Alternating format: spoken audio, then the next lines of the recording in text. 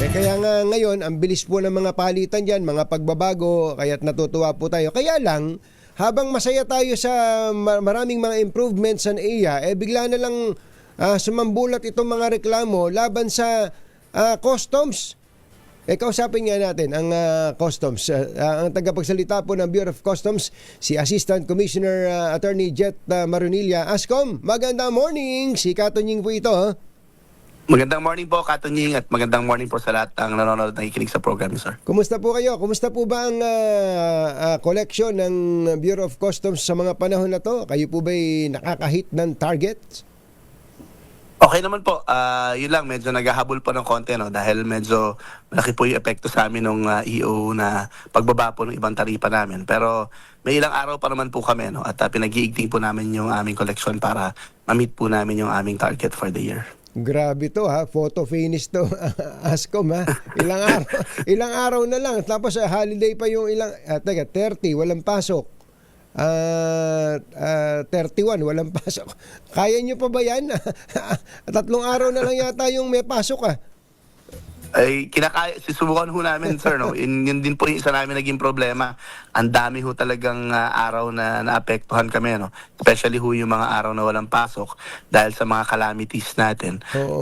Kada araw ho na yun, hindi ho kasi nare-recover yun the following days, no? Kasi ho, yung scheduling ng barko. But again, may instruction na po si Commissioner Rubio dun sa mga ports namin, and may mga catch-up plan naman po kaming ginagawa. Opo, sana po ay matupad ang inyong pangarap na makahit ng target. Yun po ang gusto rin namin, dahil sa kapag hindi kayo nakakahit ng target, nakakalungkot din nakakahawa din yung kalungkutan Okay. Ascom, ang isa pong dahilan din kung ba't kami napatawag, ito pong ano ba to, bagong sistema? Sino ba ang nagpauso nito na kapag ka nakuha mo na yung bagahe mo, kung ikaw ay galing sa international flight, dati kasi kung wala nating to declare, dire-diretso ka ng ganyan palabas, dahil ikaw naman ay i-travel, kasama na po lahat yun sa online registration. Ngayon po ay hinaharang ng mga taga-customs yung lahat ng mga lumalabas na may tulak-tulak na trolley o kaya may hila-hilang bagahe po nila. Bakit po ba nagkaganon? Parang mga 1-2 buwan pa lang yata itong ginagawa ng customs? Sir, you actually ini-implement po namin ngayon yung e-travel fully, no? At tinitingnan po naman namin yung mga declarations doon. Kung wala naman po kayong declaration at wala kayong dapat i-deklara, sa green lane naman po kayo dumadaan, no? At usually wala naman check. Yun na ho, minsan may mga customer profile, may mga passenger profiling lang ho kami na iniingatan. Sa gantong panahon din ho kasi marami kaming nahuhuli na, hindi na naman ho yung huli sa commercial goods, medyo lenient naman po kami pagdating sa mga panahon na to, especially po sa ating mga kababayan na alam naming bumiyahe, no, at namili ng konting pasalubong. Ang iniingatan ho namin dito yung mga kontrabando din lang po talaga, no. Marami din po kasi pumapasok kayo na information sa amin na may mga nag-take advantage po nung influx of passengers for certain contraband. So siguro po dun lang sa profiling namin nagkakaroon ng konting ganyang issue, no. Pero minarapat na rin po ni Commissioner Rubio, no, na bigyan ng instruction yung aming NAIA Customs Office, especially arrival division namin, no, na paigtingin ho yung profiling nila. At the same time, wag ho sanang maistorbo yung ating mga pasahero. Anyway po, may mga passenger records naman po yan na pwede namin i-coordinate sa Bureau of Immigration. Maaari po yun na lang yung gawin namin, no. Kung yan naman po ay turista at hindi naman po suspected na yung tinatawag nating biyahero, no? Yung mga biyahero kasi yun yung medyo may risk na magdala ng mga kung anong items dito.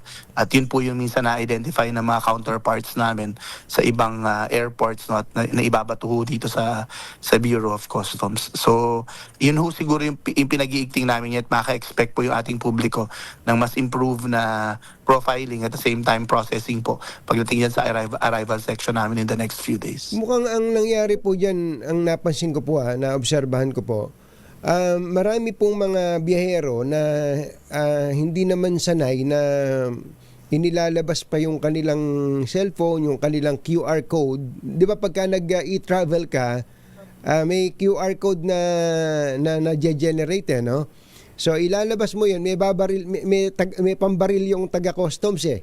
So pagka binaril nung yung QR reader QR code reader, palalampasin ka naman ng taga-customs eh. Mabilis naman po. Ako nga, mabilis naman ako nakadaan. Kaya lang, marami po sa ating mga pasahero, dahil nga hindi naman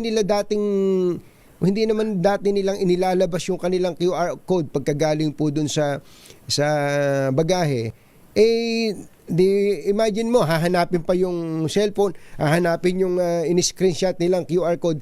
Per passenger, siguro it took like, nung nandun ako, mga 30 seconds o mas mahigit pa, sa dami po ng pasahero nandun, nagkaipon-ipon, yung may mga tulak-tulak na trolley, yun po yata, tingin ko po, it's more of public information po, Ascom eh.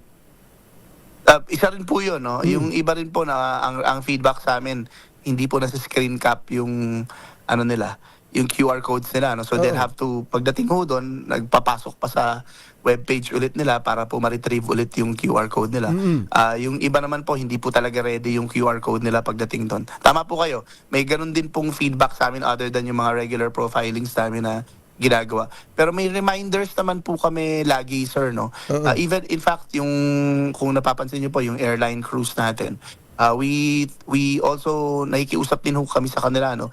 We also communicate with them na baka po pwedeng bago lumapag yung ating mga pasahero o bumaba sa mga eroplano, paki-announce na rin po na paki-ready lang po yung QR code na yun. At yung QR code na yun, sir, yung e-travel po natin, link po yan sa immigration. No? So, Yes. ang iniisip po namin kasi, once na alam nyo na ginamit yung QR code nyo sa immigration, dapat po naka-ready na rin po yung para sa customs. Tama po. Kasi susunod na rin po yun.